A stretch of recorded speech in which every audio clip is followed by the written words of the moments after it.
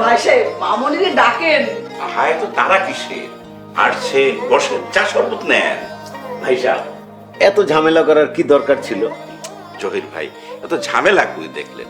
এক চেয়ারম্যান আর এক চেয়ারম্যানের বাড়িতে আসছে, একটু মেহমানদারি তো করতেই হয়। আর জানেনই তো মেহমানদারি তো করা হচ্ছে নবীর সুন্নত। নেন নেন নেন শরবত নেন, বেশি নেন। এই নাও বাবা, নাও নাও নাও। আসসালামু আলাইকুম। ওয়ালাইকুম আসসালাম। মাশাআল্লাহ মাশাআল্লাহ, বসো বসো। মাশাআল্লাহ। মিন্টুর মা, তোমাকে আমি কি বলেছিলাম? আমাকে মিন্টুর সাথে জব্বর মানাইবো। জহির ভাই, গ্রামের গরিব মানুষের হক মাইরেন না। ইনশাল্লাহ গ্রামের সবাইরে দাওয়াত দিয়ে একবেলা খাওয়াইতে চাই। তাই হবে। দুইটা বড় অনুষ্ঠান হবে, একটা আপনার গ্রামে আর একটা আমার গ্রাম।